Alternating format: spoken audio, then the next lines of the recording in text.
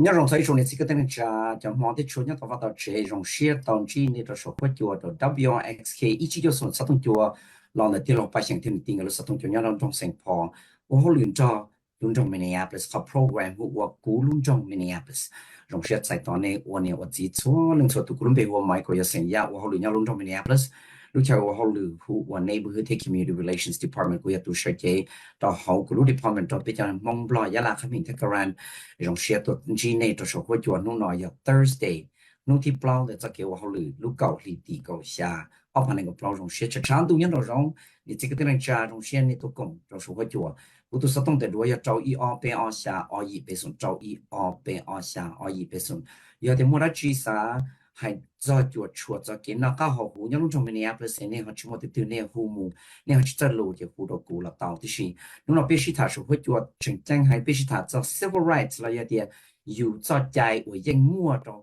那有我要一度的能要到。họ lúc trong mình Minneapolis trong nhà thiết kế ba chùa do tiếng một năng sai đầu co là do có chức năng là lý giải có xã quần đảo sản họ cái ba lần đó nó chủ yếu lúc trong Minneapolis là một quần đảo的风则建中上co因为cho cái ba này nhớ được họ từ nè để nhớ họ civil right lúc theo họ lựa là department civil right biểu sĩ thản không do tụ họ出生了也不会有họ lựa cái nhớ được đó lúc trong Minneapolis nếu nhớ họ civil rights cũng nhớ được họ neighborhood community relations department你们北国去了，那你要不都或去生活会叫，是当然他再到都莫年我们都财路的时候会叫那这种些，你要你要急，他头上你都弄别其他时候会叫那就再到呢，而且你都都那别其他时候会叫，弄别其他就打到老了那些，照别人说呢，你不就只那提当对那自别人是他，照去了还做 civil rights 了，要有做在我们的有的地能的有要一度的能了，你要的好弄成明年不是这么讲。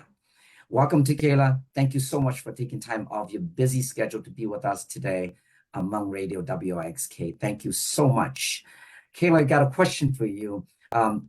Let's start with this. The Department of Civil Rights in the city of Minneapolis, help us understand about the work of the Civil Rights Department and what you do in the department. เขาว่าเขาหรือแล้วรู้สึกการเขาหรือ civil rights ยังลงตรงนี้เนี่ยเป็นสิ่งเจ้าเขาหรือยาดัชชีที่จิตใจเนี่ยก็เจ้าเขาหรือเนี่ยเขาในยาดัชชี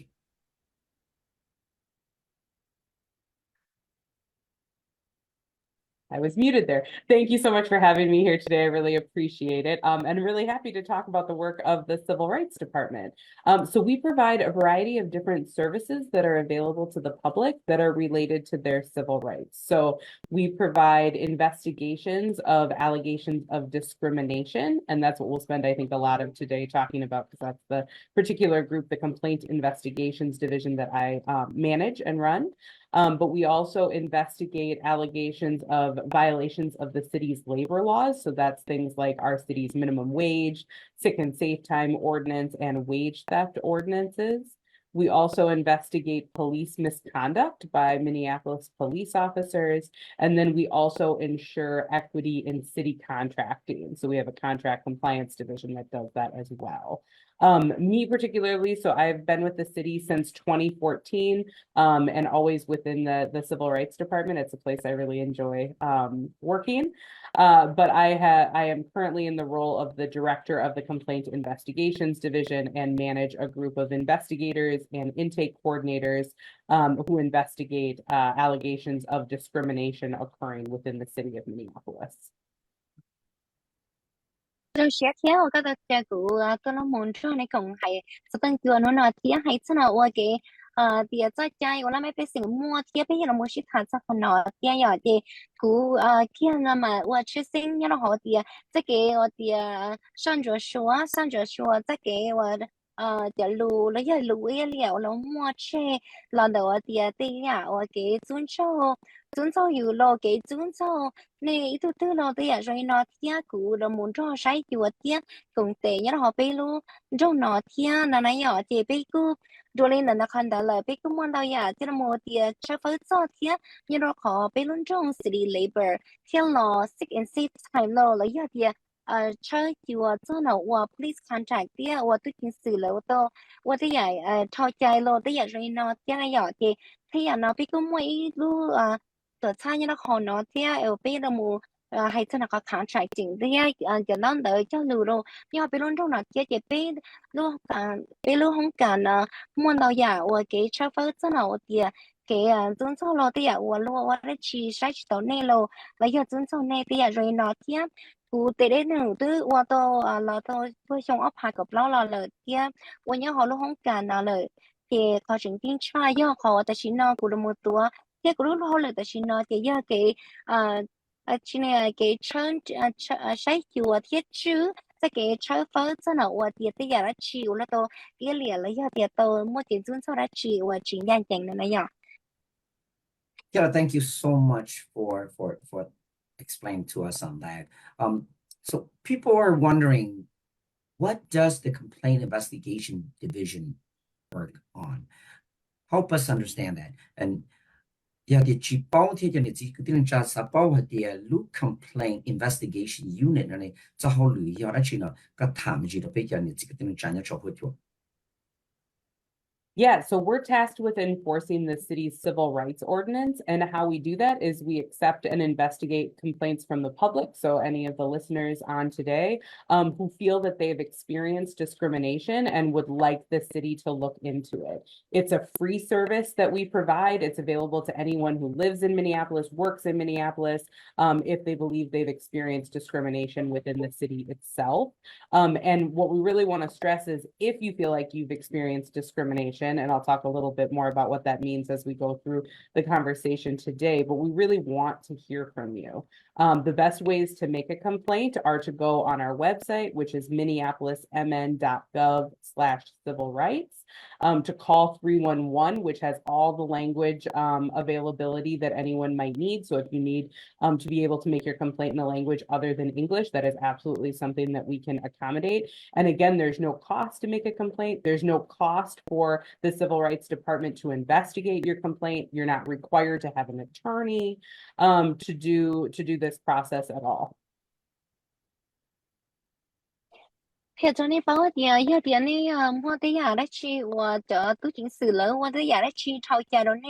我来呀点呀我去晒到呢的呀rồi nó tiếng là mấy bé sừng thì đó này bao tiền thì我trong nông lúc sự tăng cường nữa tại vì nó ya tiền này luôn trong Minneapolis lại cái này ô họ lựa luôn trong Minneapolis chứ ấy ya tiền thợ thư này mua trái trái nữa ya tiền là bé sừng họ bé luôn trong nó mua trái trái ya tiền to cái thì lúc sáng chị tàu yếu dạ và chị ya cái ya chạy lại nó lo thôi ya đó rồi nên xứ ít nhất của mình đi thải mình chỉ cho nó thì tới mình rồi nhà là nó ya thì con nó của mình đi thải thế nên nó thì rồi nên là thì bé thôi ya bé ôn nó ya đó hồ sĩ xứ cái đó nên bao thì nên chỉ tăng cả ya tăng mỗi thứ cứ đi theo là sẽ cái đó nên thì nên mua rồi họ biết họ website là tao ya mẹ Minneapolis.gov/civil rights là tao thì cái này hồi đầu bây giờ sẽ tông bây ý là tao thì bây giờ mua bây giờ khi xe lô ba này thì So thank you, Kayla. And this program, it's a free City of Minneapolis program, so it's no charge. It's free for all of the residents in the city of Minneapolis who come and file a discrimination complaint with the Civil Rights Department. If I'm hearing you correctly, can you help us understand who exactly can file a complaint with the Civil Rights Department in the city of Minneapolis? But that time, mình chỉ có để họ ký bắt chủ quan tâm tới nó là một phong trào này hoặc là sai chỉ tàuอยู่人尊重อยู่là họ luôn Civil Rights Department 也好luôn trong Minneapolis là họ nói như vậy不到chỉ到一几年只个对一几年了họ nói要luôn trong Minneapolis sau ký bắt chủ你这个的人讲luôn trong Minneapolis họ nói不到是呢我哩เขาถามใช่ cho nên trong lý giải thế cho nên họ từ thế li mua phần chùa là một và cho nó tại file cho complaint là nhớ được họ luôn và trong Minneapolis Civil Rights Department. Yeah, so anyone who feels that they've experienced discrimination within the city of Minneapolis and within the last year absolutely should file a complaint with us. When I'm referring to discrimination, what I'm talking about is some sort of negative action taken against you because of your protected class. And what a protected class is something about your identity that you cannot or should not be asked to change. So it includes things like your race, your sex or gender, your disability, your national origin, and more. And we are able to investigate discrimination based on these types of protected classes in many different areas of life. So we can investigate discrimination in employment, so your relationship with your employer. Maybe you feel that they're mistreating you because of your race or because of your sex or something like that. It can also be in housing. So if you're having negative interactions with your landlord that you believe are discriminatory. It can be in public accommodation, which is really anywhere you would go to like get a service or buy something, go to a restaurant, try to get a membership at a gym, something like that. And also in public services. So we actually can investigate cases against the city itself. So like if you have what you believe to be a discriminatory interaction with a police officer, for instance, or maybe with a housing inspector or some other city employee that you feel is discriminatory, that is also the type of thing that we can investigate. And if you've had that experience, that's something that we really want you to tell us about and submit a complaint about. I will say too, that even if you're not sure if what you're experiencing is something that's covered by the ordinance, something that we can investigate, please still make a complaint. My staff are very used to talking to folks who have had these types of experiences. And even if it's not something that we can investigate, we will always do our best to make sure to provide referrals or other resources to help address whatever you are experiencing. 我哩那天还真能快点叫那么变成都要都莫分脚有了么我当得么点小怕的么风呢要可能那个开了个包点好给头主要点个要得那么变成要被弄中了天就对面那都只是用大老了子那个一名小怕多天还真能再给我点和 discrimination 的嘛你问到呀要考我头莫看对面我都有nhà xe nè nhà xe nó mà họ cái nhà xe nó mà nếu muốn nên đâu giờ có protected class này giờ cũng trở đầy luôn cũng mày chạy luôn hay nãy giờ giờ luôn nhà tôi thấy giờ đấy chỉ尊重个vì个vì个giờ tụi bạn này là giờ tụi tin năng lo là giờ thì rồi nó chỉ nhau ít tụi nên tự do nông cái giờ thì cái họ giờ tụi khi hay thì giờ tụi bạn này là giờ tụi tin năng lo là rồi nó này giờ là một trong hai thì giờ hay nên tư là một trò tiền là một trò tiền rồi nó thì vừa tiền vừa hay nên tư thì vừa cha vừa chị là đi cha là tiền nó chỉ giờ là cho protect class xem muốn đâu giờ chuẩn bị cho nó luôn rất có mấy chạy luôn mua chơi thì với cũng mỗi phần cho nó thì cái tiền chuẩn số nhớ nó tổ mỗi cái chuẩn số sẽ chỉ tàuอยู่nhớ nó tổ theo họ lừa lo là giờ tiền cho nóอยู่coi công cả我老cả lo tụi này chuẩn sốอยู่lo我哋sẽ chỉ tàuอยู่lo đượcอยู่ย่อปะเนี่ยเราสินั่งเราเลยเดี๋ยวเราเลยอยู่หายนั่งเราที่อยากรวยน้อยล้วนจุนโซอยู่เราที่อยากรวยน้อยเราโมโจอีเป็นจวดโดนเนี่ยริบาเชียเทียยอดเดียก็ตัวใจแต่เลยอยากรัฐบาลเกี่ยป้าเนี่ยที่เกี่ยโซเชียลเรายอดเดียที่อยากรวยน้อยล้วนจุนโซก็ดีก็หายนั่งเราก็แรงใกล้ได้กับเต๋อเราที่อยากรวยน้อยเราแล้วก็มองตัวอยากจะละโมให้เจ้าคนน้อยเทียเราโมโจที่อยากรวยน้อยเทียกูคิดว่านี่ป้าเดียให้เจ้าหน่อวัวเป้จะกี่ป้าหน่อยยอดป้าโจที่我要点内摸一分脚，啥都来点牙血着好点论尊重内，我就内只来讲，你还崩血了一点牙血着好恼了那些内摸在家就摸风点，啥领导被就那个被我好领着嘛。lợi ích bảo cho địa thảo tư này cho tới mình rồi nó này chỉ bảo địa yêu lý cho nó này cho ô sẽ đây thọ này cũng sao còn này như mình hiểu pa tua khi nó bé bảo này có tấm kinh cho bé bé thì yon cho nên tao cá tao lừa tiền yon cho nên sao là shit nó chơi tiền bé chỉ giờ tiền bé luôn này trong nó ta bé trong nó ta lỡ này cho luôn nó ta lỡ bây giờ tiền chỉ nhau nó là bây giờ mua là giả sao họ kỹ ba chỗ ôi cho nên mù khi trò thiên nó bé sạch thọ cái này cho ô sẽ đây thiên Kayla, thank you so much for that. I have a follow-up question to you. Does the person have to live in the city of Minneapolis to use the service from the Civil Rights Department in the city of Minneapolis? Yeah, Neng what near to file discrimination complaint like that. Neng one soon one down file cho complaint nó我里你主要好种 Minneapolis 咯，主要这给你听的渠道就给把脚呢，好多 civil right department 之类要用的。No, you do not need to live within the city of Minneapolis. The key for us to be able to investigate a case is if the discrimination happened in the city of Minneapolis. So you could live in a different city and come here and go to a restaurant and feel like you face discrimination. As long as that restaurant is in the city of Minneapolis, it's something that we can investigate. Similar, like in an employment setting, you could live outside the city but work in the city of Minneapolis and experience discrimination at your workplace. And then we definitely can still investigate that type of case. Thế cho nên bảo địa chỉ tạo nên nhau bé lớn trong nó rồi ý là sao là cả nên một nên nhau dẫn trong nó tạo để chỉ nên tôi cho rồi thì cái chúng cho đỡ chỉ nhau bé lớn trong Minneapolis nó mua sai thì nhau ilu kia từ lá nó mỏ nhau bé lớn trong Minneapolis nó nên tôi cho là rồi nên nhà xe là mua cái chúng cho rồi nên thì rồi nó chỉ chúa lu là lụa là chúa họ không cả này nhau bé lớn trong Minneapolis nó sẽ cái bé ăn cho nên cho cả tao lựa cho cả nó thế. Kayla, if an investigation finds discrimination occurred, what are the courses of actions that could be taken? Nhớ đó họ chẳng tao được phong and thiệt tao cho phải bỏ tao để yên mua kiến chúng cho tiền rồi ý đồ kỹ năng từ trở lên chẳng tao được nữ và sau đó mu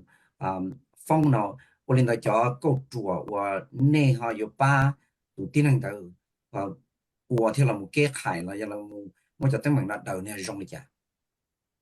Yeah, so we go to what we call conciliation, which is a process where the department, the Civil Rights Department, the person that filed the complaint, and whoever the discriminator is, so the employer, the landlord, all come together and try to reach a settlement agreement in the case or some sort of positive outcome to make the person whole that experienced the discrimination.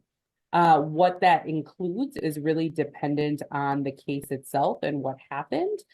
It's also very much driven by the person that made the complaint. So it's the person who made the complaint that can ask for what it is they need to compensate them for the discrimination they experienced. We often see in settlement agreements monetary payments, so some sort of money, some amount of money to reimburse the person for maybe lost wages because maybe they were fired for a discriminatory reason. So they're asking for the wages that they lost because they should not have been fired. If someone was maybe displaced from their housing because of discrimination, it could be something like payment for moving costs. Maybe they had to stay in a hotel for a few weeks while they were trying to find different housing, so they could be asking for reimbursement for all the costs that they expended with that. Similarly, if they had a really difficult experience emotionally, they could be asking for money in compensation for emotional distress, things like that. I will highlight that we have had some really successful years with monetary settlements over the last couple of years. In 2022, it was our largest settlement year. We collected more than $500,000 on behalf of victims of discrimination. And again, that is largely money that is going right to the victims. It's not going to the department, right? We're just facilitating these settlement agreements where folks are able to be compensated after they've had these experiences in their life. I will say so far this year, we're at about $200,000 with a few months left. And we also, these settlement agreements often include non-monetary things as well. So it might be maybe a policy change at a workplace. It could be something like training to make sure that whoever engaged in discrimination understands why their behavior was problematic and how they can change it in the future. And other things that any individual might be looking for. One thing that we see often is if someone was discriminated against at work, they don't want to work at this place anymore necessarily, but they would like a letter of recommendation to help them find employment elsewhere, things like that. But again, it's really driven by the person that filed the complaint and what it is they need to be able to move on with their life after this discriminatory experience. 我哩那天还真的，我这个主要被摸到呀嘛，要如果的 cancellation 天，可 cancellation 那么要的给是看到底是老的我都能我当的封路，小怕封路了要的。là cho tụi nên ủa nữ tàu ở đây à cái mua cái chúng cho tụi ít tụi nên từ này à thì còn nó cũng mua bị gì hết tiền nhớ nó đỡ phải chơi ô hô lử lô lấy cho tụi chữ chế lô lấy ở rồi nó mua tàu giả thì nữ chỉ là mua lô học kia cho còn nó sau này tàu mà nữ là đỡ thì sẽ có đi trả tụi nên chỉ tàu xe nữa nữ thì là cho cái dùng xe nữ thì là mua cái tàu xe ấy có mua cái chân chân cho nữ kia là giờ chỉ còn là nói với họ thầu tư bây là muốn cho phớt cho còn nói mà bây giờ chỉ tôi chùa thì dù đi trả tụi nên nữ mua cái nhà xe nữa nữ thì là mua cái dùng xe rồi là giờ thì cái là thì còn nữ lúc xe bún ra bún bò rùa là giờ thì còn nó cũng muốn tao giờ 我被给了木塔爹，木是领导被木被种田，我还在那我还爹老好知道你好累咯，就用了了呀爹老到慢就到好累了，之前nhau了要到cho tờ hậu lửa đó nó thì lỡ xa từ từ là hay nó trong đó nó lâu là do là hay nó trong nó là saoต้องการcả những này chỉ tờ chỉ nhau này chỉ thể nó khỏi nhiều là chỉ nhau này ở mỗi giờ tờ hậu lửa này thì tụi nên lại cũng mấy cho trong trong này nó tiếc lại cũng mong đâu giờ trong và hay sao này nhớ tiếc bị từ đây tiếc lỡ không tôi muốn giờ tờ bắt tờ chơi là lo ấy chỉ nhau thế chỉ sống qua lần giờ này tờ bắt tờ chơi là chơi lên nó thế rồi là do ต้องการเดียยันเราไปต่อสู้ให้เดียก่อนเลยเหตุไปเดียcái nó lo bị tỷ lệ tia yếu tố nhảy chế lo yếu tố một sau chế lo bung tia lại lấy chỉ có thể tia rồi nó tia còn gì nó bị cũng mua bị trong tia hoặc là cũng mua khó tia hoặc là tụi nó bùa xếp buồn chữ lo bị họ là mua thả ra là tia tụi nó hoặc là tụi làm mấyสิ่งเลยอีtụi nó bùa xếp buồn chữ lo nhà xếp trong đây nó là yếu tố cả như tiaตัวcho nó trong mà thì nên đó là hai cái rồi nó bị cũng một là một小胖cho là hai tia mỗi là hay là trong ấp hành này ngồi on de bé ba giờ là mấy bé sinh ở chỗ cái chỉ trọ như là họ thì cái chỗ cái chỉ trọ lần đầu cái chúng trọ nó bên chỗ là hay mỗi những cái chỉ buộc phá rồi là cho như nó chỉ là bên không cả cho như nó ya là một cái nên ở chỗ cái chỉ trọ là cái mỗi cái nhà xe lần đầu cái chúng trọ rồi nó giờ cái khi nó nếp bao hay cho nó trong nó là chị biết cái ba giờ là mấy bé sinh lấy cái cho nên ở chỗ chỉ cho tới mình nó rồi ấy cho như thế là ba là khi cho lỡ自己都摸着熬不爬了天，但是被只说被路里大，我那兄弟有了少，摸到呀，天头都变到了就而且呢，叫中路呢嘛，你只要一个帮到你是，摸的呀，我被也知道龙靠的，比起来的呀的，你那到拉个嘎，你那到好路诶，摸的呀，去我被也知道龙靠咯，ที่เหลือเขาจะวันนี้ว่าเขาเหลือตัวเราที่จะเรียกตัวมันเกิด training เราแล้วก็เดี๋ยวมันเกิดมั่วตัวอย่างว่าก่อนที่ลงนึกตัวสิ่งจริงจุดปุ่นก่อนนึกตอนที่นกอันนั้นนู้นจีโร่ก่อนนึกจีสมมติมีตรงนี้นอนจัวเลยแล้วก็อยู่ว่าอุริจาจินจะกันจงที่ช่วยยัดจานะมานึกป้องเราได้ตัวนึงโจฟงตัวนึงว่าลัวฟงตัวจบผ้าเส้นจงเปล่าเนาะมันใช้อุริจาในแค่ยาตัวจงเสียเสีย Thank you, Kayla. Thank you so much. 我知道 Kayla 谈到真正的被你这个专业说会有个包。Kayla, what is mediation and how do you use it in your work? 係做嘅，我們是睇個學生，誒，就幫助我哋ที่เรา冇，ที่เรา冇得到นะ，然後個就好累，誒，其他人個他們這些，就大家對他們這 example 呢，就我哋呀，我好，我也達到了誒，你去放了冇好，路上間了，你去好了 civil right，誒，你好做了冇，我一考嘅，就搞到報道了冇，辦啦咪變成嗰啲呢。Also include some real world examples of what you were talking about, the discrimination complaints that occurred. Thank you. Sure. Yeah, so I can start with some real world examples if you'd like. So just some kind of basic scenarios that we see regularly would be something like an employment case where we have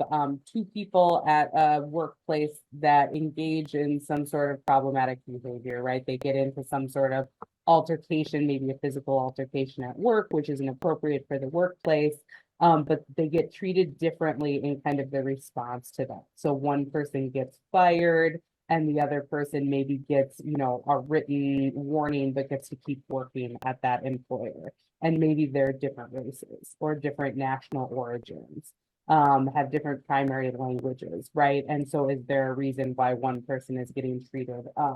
differently than another? So that's a situation that we see with some regularity. We also see things like someone raises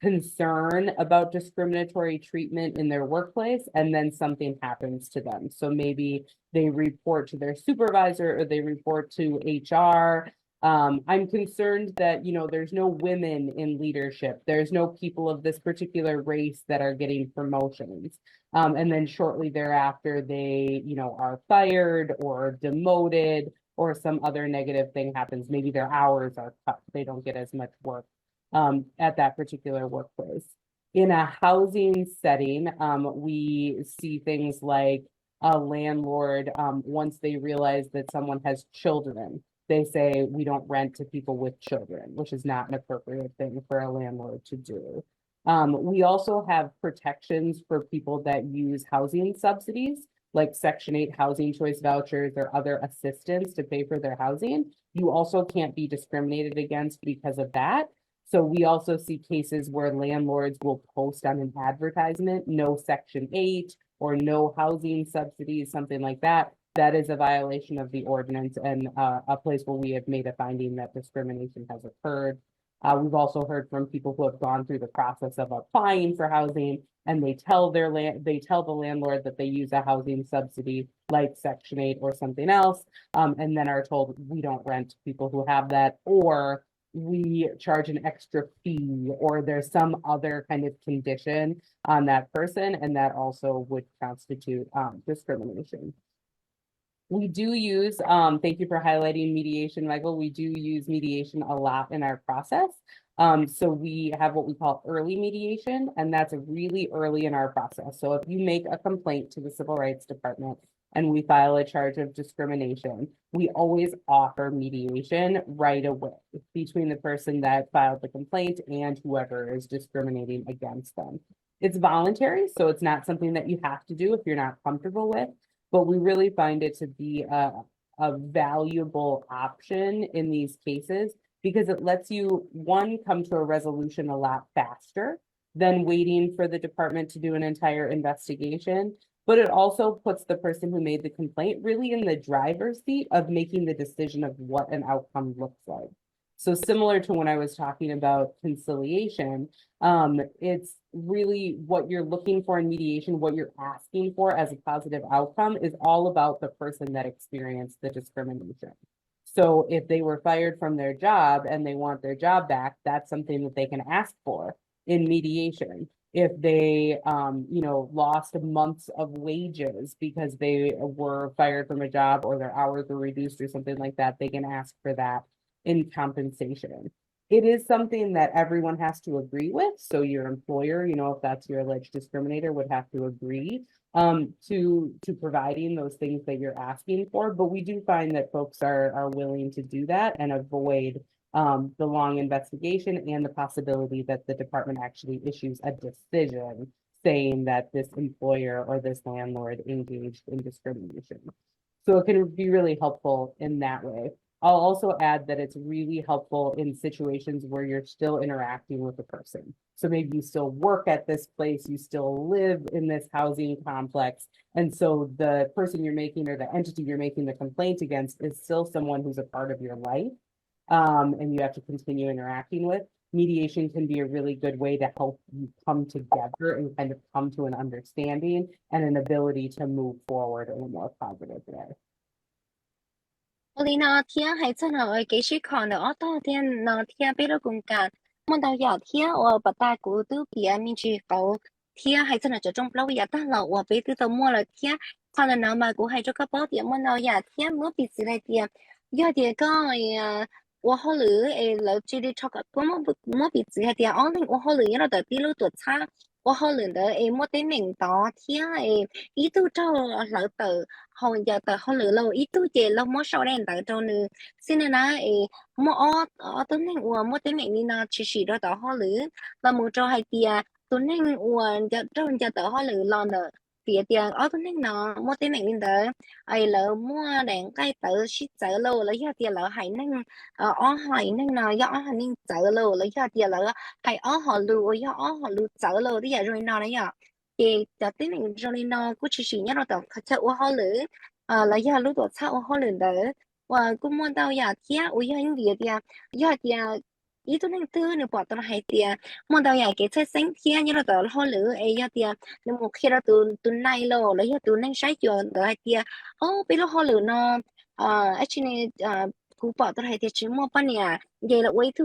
quay thu này thì giờ thằng này từ số đi nào tao họ lựa tao bán từ chuyên tế actually nếu họ cho tao họ lựa lo là giờ là tao muốn được cho cái họ lựa lo thì giờ rồi nó là chỉ còn là giờ thì giờ bây giờ là muốn cho trái chuột cho thế mua đâu giờ thì mình cũng chỉ nhận họ qua chế thế hay là cái sau chế lo bây giờ thì giờ thì chú qua chế bao giờ thì ở khu này thì nó nữa mua mình nhỏ là là chỉ cả sau chế độ nữa là lâu là giờ thì bên mua cái thì thấy cho thì chắc cái chỉ bù cái chuyên sau giờ thì ít nên ít chế nên tư luôn tao chạy là thằng bạn chắc cái ba section gì nữa thiên là nó giờ thì khả năng nó cũng hay khó kia giờ cái chậu chứ là chắc cũng mấy cái kia cho nó cái là nó thiên là nó giờ thì của hai cho có hai thì có hai đứa này bao thì mua đầu giờ bây giờ là mua cái shit khó là nó mà của hai đứa này thì giờ shit khó có thơ trong xe shit khó có hai thì tụi nên nãy xuyên de nếu mua cái trong xe thì còn nếu bỏ tụi hai thì có một cái ngành dành cho nữ thì là thì còn nó cũng hơi khó chỉnh chỉnh thọ bây giờ không cần cho nó mua sang chỗ sửa thì tất cả tôi lúc cho nó còn nó là gì bây giờ thì cái tàu thì mua cái shit khó nó to còn mua cái trong xe vì hai thì trong ý là cái khó là sẽ cancellation thì cái shit khó nó giờ khó có to trong xe thì mua cái thì tụi nên uống chỗ paตัวฟงนอก่อนในมั่วจะเก๋จงเชียเทียอีก่อเทียปีสิเลยเทียย่อเทียในมันจะต่อห่อเลยต่อไปรุ่นลีในตอนเนี้ยเลยแล้วย่อเทียในป้องห่อเลยในสัตว์เขาก็เลยมั่วในเจ้าห่อเลยจากการโดนนื้อน่ะหรอกูเจ้าเทียแต่ชิ้นยอกันจงเขาไปยอเสาจะเก๋ชอบเฟอร์น่ะแล้วย่อเทียจงนอมาไปยอ只要อ้อต่อปอจงที่ชีเทียแต่อย่าจงนอย่อขอจริงจริงว่าไปยอจุดโตcho là muốn cho nên chuột nha một cái shit khó tôi ý trong đó tôi bé là bé lưu học kia để cho bé sáng chia cái shit khó nó đó có một cái dùng xe cho nên là chắc nó cho có chỉnh chỉnh bây giờ là một hạ cho thế này nhá. Thank you, Kayla. How does the city of Minneapolis and other local governments work to fight wage theft, and labor exploitation? Can you help us understand that? Luôn trong Minneapolis thia lử luôn trong nó chữ cho họ lử hay cho họ là một tí thái có và họ lử vào một sự lo tao nhẹ ý dạng có là thia hay cho tí thái cho cái và trâu yêu và họ thế là họ lử nó trâu tới lúc chờ và họ lử thì chỉ thể nhẹ trâu đi cho chạy nó nên cho họ lử họ kia rồi cha họ có thảm gì đó bên này chỉ bị thành cái bị sợ đời tâm lòng. So similar to our complaint investigations division, we also have a labor standards enforcement division. So that enforces our city's labor laws. And there are three main labor laws that we enforce. The first is the city's minimum wage, which is specific to the city of Minneapolis and the highest in the state. It's $15.57 an hour. We also enforce the city's sick and safe time ordinance, which requires that you get 1 hour of paid sick and safe time leave for every 30 hours worked in the city of Minneapolis. And then we also work to prevent wage theft. So we enforce the wage theft ordinance, and that protects people from like not being paid your final paycheck. Say you maybe ended your employment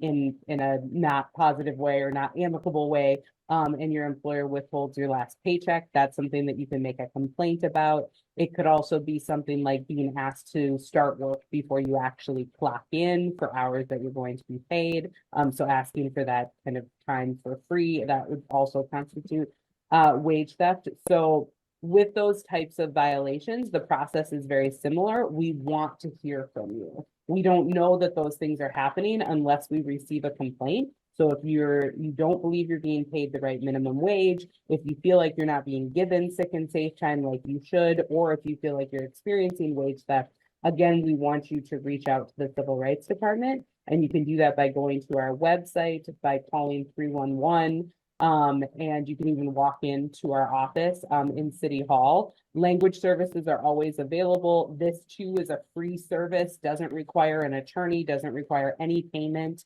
on your behalf. It just requires that you let us know, you submit that complaint so that we can investigate if those labor law violations are happening, labor exploitation is happening. I also, because I know we're getting to the end of our segment, I also want to just highlight very quickly the one kind of additional complaint-based enforcement service that we provide, which is around police misconduct. If you have an interaction with Minneapolis police officers and you believe that it was not appropriate, it maybe wasn't something that they were supposed to do or not something that would be within their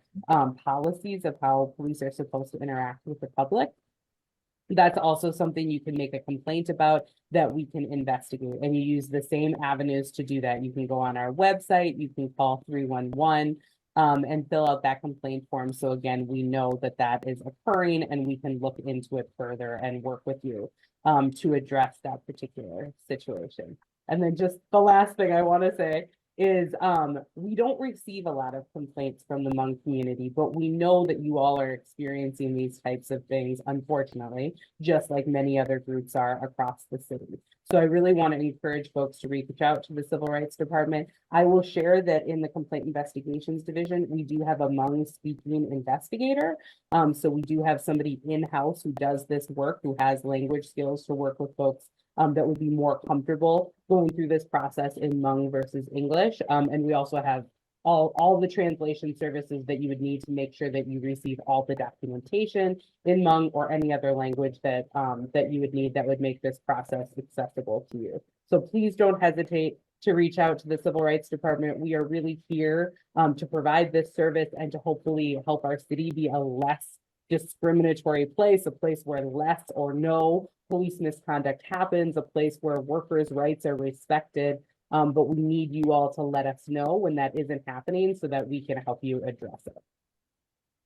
你那天还真好，我的好了，我actually乱念了，要的不念叫我帮也在讲我好了那样，你也说那天边每一考公干，我好了多，你那考 labor enforcement 的 law 天要的也说那，我要的考正经出来，要考 minimum wage 要不论中，Minneapolis 那要个知道来，就像成到一什么天呢？没有在家就那考 sick and safe time 天。我一点了在在我娘好弄非常重了呀，我那有觉得意思梦sick and safe time 的要点呢我背什么差背什么那来就错背什么那呀，点呢有觉得意思梦我要 sick and safe time 天那เรา冇จะขอ wage 价天，我彼此都还点点呢，เราขอเหลือเนอะ呢ต่อเขาลูกเขาเหลือเนอะว่า知道你还只么呀呢ต่อเราเขาเหลือเลย呀我只มื่อเขาเต้นไม่ต่อเขาเหลือเนี่ยต่อเขาเหลือเลยแล้วเขาที่ได้อยู่เนี่ยเลยเชื่อจิตสัตว์ตัวนี้เราเลยยอดเดียนี่มันว่าเขาเหลือเลยเขาเดียก่อนเนี่ยชอบต่อเจอต่อเนี่ยเลยฉันค่อยต่อตัวเนี่ยจะมองจะเลยแต่ชิมาเลยยอดจีเนี่ยว่าเขาเหลือแต่อย่ารู้นอเทียเลยยอดจีจะเกิดใจจะเลยเทียยอดการจงที่ไปสั่นนอเนี่ยต่อชัวตัวเคโรเป้ขนาดเราก็เยอะคอยจงยอดเดียเนี่ยเคโรเป้ไปที่เลยเป้าซึ่งเนี่ยยอดเดียนี่ชูหูตัวเคโรเป้เนี่ยจะเคโรเป้เป้าเย่并只包装了给遵照了。要点你莫点你来处理，要看政府被路红干 Civil Rights Department 到度被要莫被เขา website 贴的瑞呢，要看中还的被要莫度才路中呢，จะให้เขา路ตื้อไป路红干นี้มัวใครเธอมัวอีตัวนึง才路中呢贴，你只大样的就给你看多小怕到呢。แล้วยังนี่จะปุ่งอินดี้สิ่งละชิลีเคโรในเปาลินเตอร์เขาจะยิ่งชอบเราอันเดลุเชียยตานะยาของวันนั้นไปยาจะตุ้งจริงสื่อว่าเราว่าแต่ยาใช้จิตต่อเน่เราว่าเราเน่มั่วเก่งยาเชียยาเดียวไปลุ้นรำนับเลยตุ้งจริงสื่อตื้อว่าแต่ยาชื่อยาเกี่ยใจทอก่อนในโซเชียลเจนี่ไม่เชื่อผ้าวันนั้นเตอร์ปุ่งเจ้าของเว็บไซต์มูเราไปรู้ว่าเว็บไซต์ละเตาเลยยาฮูโรไป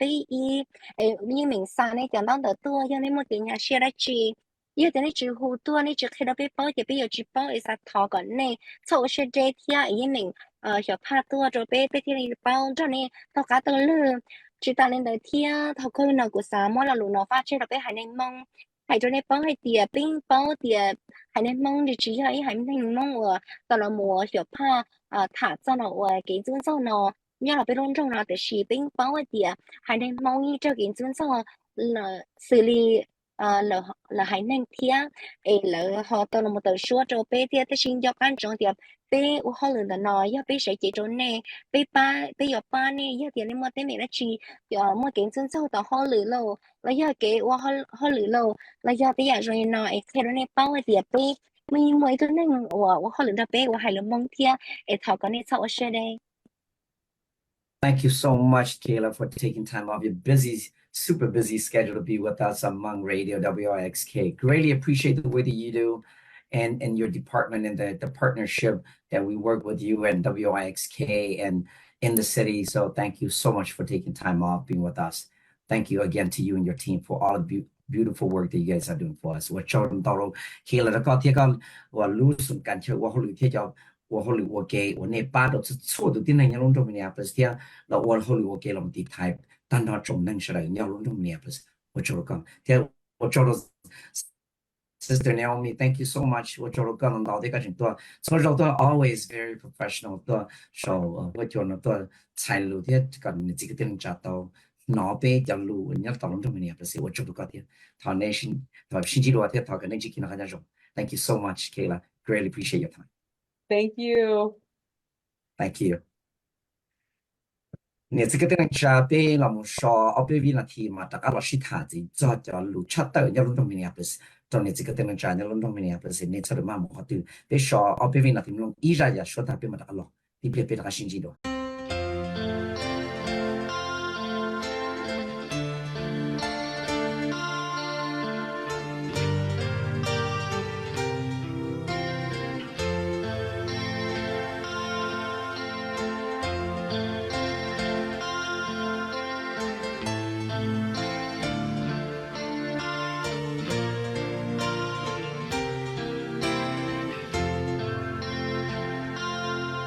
thảo cứ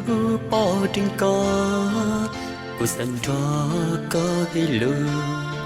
sa tao câu của tu sa tao câu của ly chỉ có thao từ lo xua sao chưa tao xa xứ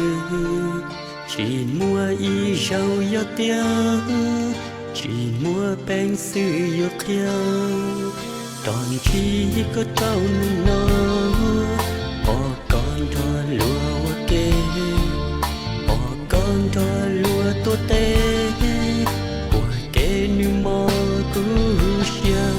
vì cứ nó chỉ cả khia trọn có tia của lúa có của bao nu nó li thao của tao chưa gió xa xưa chúa tao say có luôn cho lúa vì tia cứ do nên xa mùa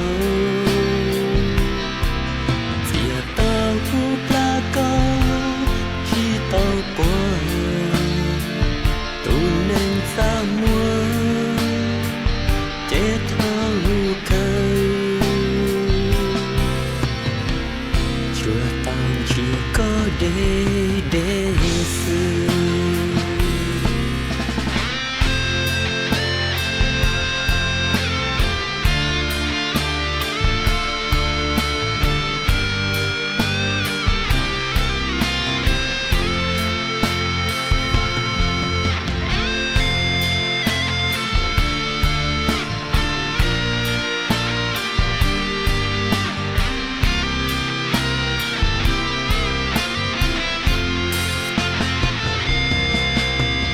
chỉ có trâu nó bỏ con cho lúa kê bỏ con cho lúa tốt tê qua kê như mò cú xia vì cứ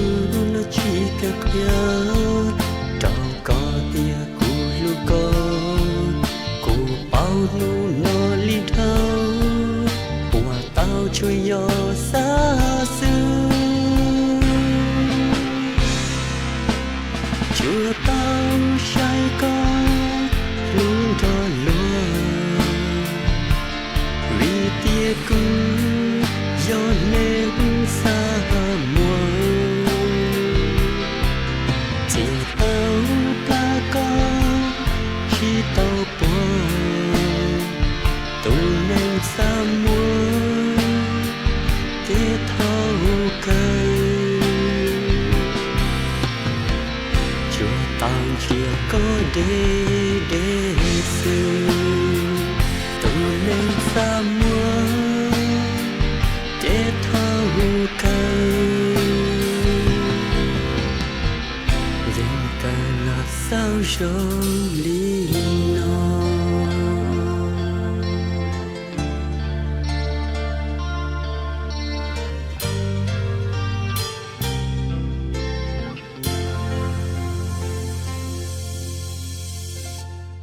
nhớ rằng là chỉ cái tên cha đã làm chi nên cho số của WIXK ý chí cho son sao tông chùa tí lo ba sinh thiên tình người sao tông chùa phong yêu và hậu lượng cho luôn trong Minneapolis có program của cú luôn trong Minneapolis và ta bên nhiều của sĩ thả cho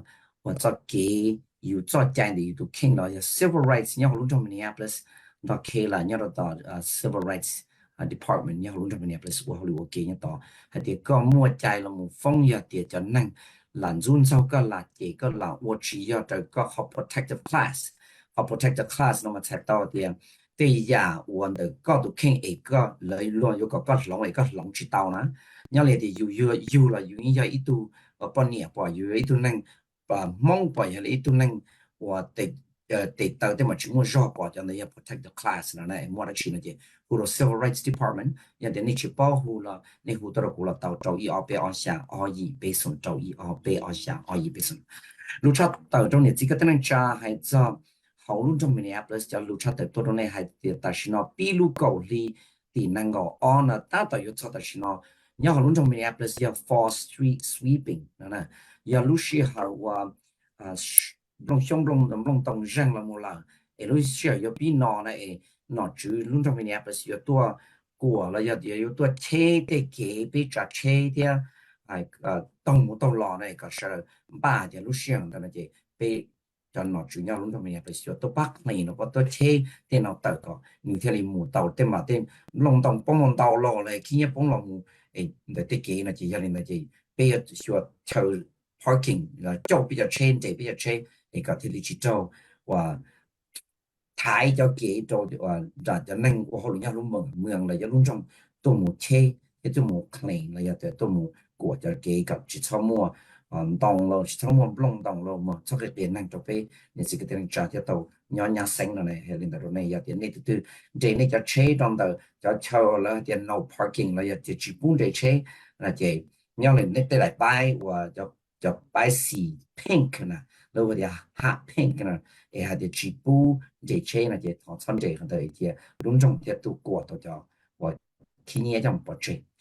chỉ ta lên đó hai phen thì chỉ cái tên trang nhớ luôn trong Minneapolis mua ready camp on nu và ready camp giờ vẫn thì nàng có o thì nàng có bé nhớ lúc cầu thì nó nhớ luôn trong Minneapolis có là một thì on nu có thì chẳng hạn thìก็ยงบ้าลิจ่าเอรู้เชื่อมั่วเตียพอชีล่อเอกติลิป้าตัวจริงนั่งสุริเดี๋ยวมั่วจะได้จะรู้บ่เลยเดี๋ยวมั่วเตียว่านึหลอกว่าจะเกิดจะหนีไฟฟ้าตัวตาเราจะได้จะรู้ลมปล่อยเราเอก็ยงบ้าลิจ่าเอกติลิป้าตัวจริงนั่งสุริเดี๋ยวเต็มบ้าก็ยงบ้ามั่วอีรู้ตั้งบ่เลยเดี๋ยวมั่วว่ามั่วจีว่าป่าอีออได้ป่าตัวก็อีหน้าบ่แล้วมันดีเจบ่เลยยังมั่วได้บ่เลยในก็บ้าจานจีเขารู้เชื่อรงเดียวที่ก็ที่ป้าตัวก็จริงนั่งว่าตอนเราจุดเอาตัวป้าตัวก็นั่นแหละจะรู้trong Minneapolis emergency management department นั่นเราจะรู้ศูนย์การ emergency management เราอยากจะเราหมดจุดเทียอยากจะรู้ว่าเกาหลีตีนั่นก็อ้อที่นั่นก็เป๊ะถูกเพราะแต่งเพราะอยู่ที่ฟังอยากจงตู้มันจะยีแต่งจงตู้อยากเราตั้งtrong Minneapolis รู้ห้องการ Minneapolis emergency operation training facility 要能够知这个北角下 Avenue Northeast 呢，能够去这个北就下 Avenue Northeast，也点你对哈去保障去到那了胡了过了到，好那北我的 Ready Camp 然后呢也可能到那叫你要接点呢，好湖北一了到年到北一了嘛，你嘛可以了到那出点，不是保障 Ready Camp 那是件来用贴到那件你嘛冇 sign up 装备了。还在向那么给谁家拿住到路高一里地区，也鸟到好路中 Minneapolis， khi cho thì có một bom bát ổn định này ya, giờ thì có xong bom bát ổn định là yên tàu này chứ, pi đó khi lên đó này pi khi là nó, ta sẽ nói khi là một trâu bom bát trâu sai cha nó chứ, là thằng bạn nhau thì chỉ mình cần nó trâu lúc cầu ý thì phần thị trí, này cho xong bom bát ổn định á, early nó bé của early voting, giờ khi lên đó này nhau đó không trong mình Minneapolis này chứ, có nhưng mà chờ nhớ là nhớ trong Minneapolis nhớ là tàu Capri Theater nhớ trong lúc Sunday lúc cầu đi tìm năng cầu xa rồi cho thành sự trong một bên bên ta su có một bom bát tàu nè và có xa thì tàu cũng chỉ bao nhiêu họ tiêu cũng một cái bát mèo đặc là xa họ bên này đặc một xa trở đi là xa mèo là đặc một là những tàu ý dạng của đi là giờ thì có một tàu cho lúc early vote center đây có một bom mà tàu ổn định là tàu này cho nên chỉ có thể trả tiền để này sau đó thì cái này bao thì xong nó ý xong trình chẳng hạn và dùng một bom bát xảy ra nó chủ là các bạn lo nhớ tàu hồ lu tích chở mì cá nó một ở bên ngoài chờ có một bom ta có thể thảm như là cho early vote center này một ít khoa nhớ là tàu chúa ý xuân East Hennepin Avenue còn này ít khoa chờ có một bom bát tàu nhớ là tàu này thì khi lên đó này cho nhiều gì cho center nó mà là khi thời gian sử dụng một cho plot thành bây giờ phanh giá lý cho Monday cho Friday ya khi lên đó này cho nhiều gì nữa bây giờวันที่năng cầu ý lúc cầu thì nó sẽ chỉ khi là nó starting năng cầu ý lúc cầu thì nó chỉ lúc center cho center nó nhưng khi xa nó cầu thì thằng gì nữa khi xa nó cầu thì vào gì thành sử dụng cho plot thành bây giờ chúng ta lên đó khi đó này cho nhiều gì thì lu cầu thì tí năng cầu bên nó New York và seniors fair nó mà do ít họ cũng chẳng và khi đầu là mấy bé sang tôi mù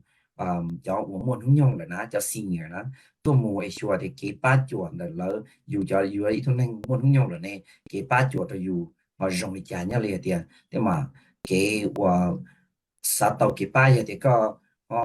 期末给在车路了，第日出呀个啥路，了到底是要路 fair 呢，要路搞里问题能够背呢，去领导到那要路到 Diamond Lake Lutheran Church。Diamond Lake Lutheran Church 也专门选择我们做蒙大树了，New Wednesday 问题能够背了，地能够背 Diamond Lake Lutheran Church 也直下招顺 Portland Avenue South， 直下招顺 Portland Avenue South， 人家老好有起就决定是怎么做定大树，以 Senior Day 那 Senior Fair 他自 Senior Fair 也 New Wednesday 搞里问题能够背了，地能够背。thì giờ lên đây cho nhiều gì cho một môn用này cho môn nhiều một gì là cho một trong là tao tức là lúc senior fair là chỉ ít bộ trái giả kỹ ba chùa cho nên môn用này lấy tôi khi nhau họ thì họ cái này cho nhiều gì này tôi một công thiết chỉ làm nên đó này giờ thì cho một túi một kia này họ chụp bao là thâu này tôi một nè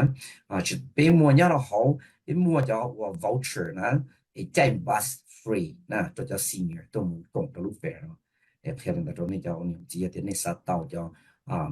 cho voucher nó chỉ này hùng một PEE là tao này hùng là PEE thì cũng sắp bao cho senior fair bus voucher là chỉ là những chủ kiện này thì chỉ bao nó hùng là cũng trâu ý ở bên ở xa ở ý bên xuân trâu ý ở bên ở xa ở ý bên xuân em mà kiện này thì này lý do này thì tao cho free bus ride voucher nó có sao là tao này cho nên là cho nhiều chỉ nhau trong Minneapolis, cho nên là save the day là gì mua nút nó cho một chủ tiết chơi thì nút nó do new trans equity summit do lúc cầu lý thì bây giờ là nút đó là trans equity summit do ít lúc summit là ít lúc công tranh là một kia cái ba chùa hay thì do ba trăm linh trong này cha cái hay thì do ít tu nên và họ loại họ bảo do ít tu tu bởi yêu bảo với thôn xài bởi là yêu ấy thôn xài yêu bảo với tu là do thì yêu bảo yêu triển khai đại tờ yêu ấy thôn nên rồi đại chỉ bên một lúc sau này là nhau luôn trong Minneapolis lúc cầu thì bây giờ host by city Minneapolis nhau đâu họ ở panel của blau nó ở lu equity trans equity summit nó nhiều nhau rồi ta có thể lu bằng thì bây giờ lu cầu thì nó khi lần đó khi đó cho lên số tụ này chỉ là để cho nhân trong trong Minneapolis đó khi đó cho lên số tụ thì chỉ là để nên mua cho phong yêu cho cái tí thế có là tua đó thọ mình nhớ rồi đó lu make Nam make Nam alignment cider nhớ rồi đó awesome so Oak Street Southeast nè nhớ rồi đó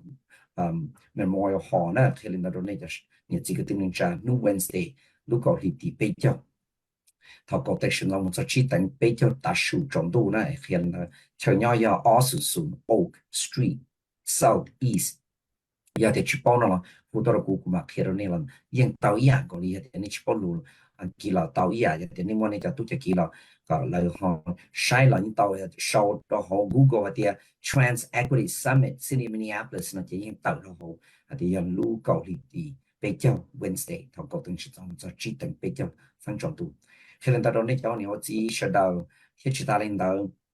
路差等级贴的，你要弄到 Minneapolis 贴好贴差到了你这个点那点，好路生命的实打呢，也个也一度被成，那也一度能要路生命的实打呢的，个每一个几八九的台呢，路时候我 winter 了，路时候我老地那那呢，你个有巴里家。ก็ที่ลีเตาฮีดก็รู้ใจที่ลีจิมัวเสียก็รู้ใจวิจะฮีที่ลีย่อตัวเลยที่จิมัวจะฮีตัวนะขณะที่ที่ทอจัดใจเราหัวจัดใจหัว cold weather rule ขณะนี้ตัดต่อลมูเลยจิปูย่ารู้สึกมันสตาร์ทเจรู้เชื่อนนอนเจจากที่เตตุก็จะเนี่ยก็จิมัวเนี่ยเทเราเนาะจื้อยู่巴黎巴岛ก็จิชั่วโมงจะฮีตัวก็ที่ก็เจนเดียวมัวฮีรู้เชื่อ是啥呢？一个天领导到那叫我了解，但是你才知道还点个是提个叫喜，个喜啦，如果要提个做到提也得个，他提知道个什么本事，什么嘢先提了，来要去补讲么多，นะ天领导到那路比路一领度，路高领度呢第一么程度，路高领度第比较，也可能也好，再在的 cold weather rule，再在了第台了没被成功，heat more heat。là有么做少好个路法路这路少，老是闹天路少那达到老有比较大型，也得啥帮子呢？湖北一了到湖州州区一就州数不老数州了到啊，湖州州区一就州数不老数州，可能也要到好 Consumer Affairs Office， 要到好湖政等可能要到 State， 其他领导也得那去包那就湖州湖了到。湖州北一的啥包着好，我 cold weather rule 那了，老嘛贴着那了到呀哈，湖贴着湖了到呀嘛，把贴着那点，人家几个等查，人家到发的钱，用些东西呢，错能错多的路呢，也因路只长度路高里地高下，他个些人去给那反正用一路里头呀，路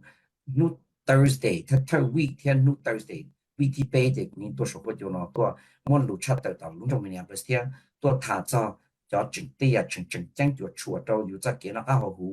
ทอนนี้ตัวลงเทียนเนี่ยฮะตัวมัวจะชี้nóสิบาเราอยู่เจนทั้งเทียนเด็กก็จะชี้ย้อนลงมีเนี่ยเปสเราก็มัวเนี่ยจิก็ต้องใจเนี่ยต่อเราป้าต่อเราติดเลยที่สิเราก็ย้อนลงมีเนี่ยเปสเราให้ยังที่สิอย่างมัวเราชี้นะสาปองจีนหูตัวสาปองแต่ดูอย่าเจ้าอีออเปอชาออีไปส่งเจ้าอีออเปอชาออีไปส่งก็ลุ้นไปหัวไม่ก็ยากูเขาหลุดยังลงจงเป็นเนี่ยเป็นลูกเฉาเขาหลุดเลยสุดการหัว neighborhood community relations department กูตัวเชื่อใจไปยังมองบล้อยาลาขมิ้นที่เกาหลีเนี่ยเรากูรู้ department ไอ้ทอกันนี่สิชิคกี้พายนักการยังจงชินชีดูหรือเนี่ยหรือเปล่า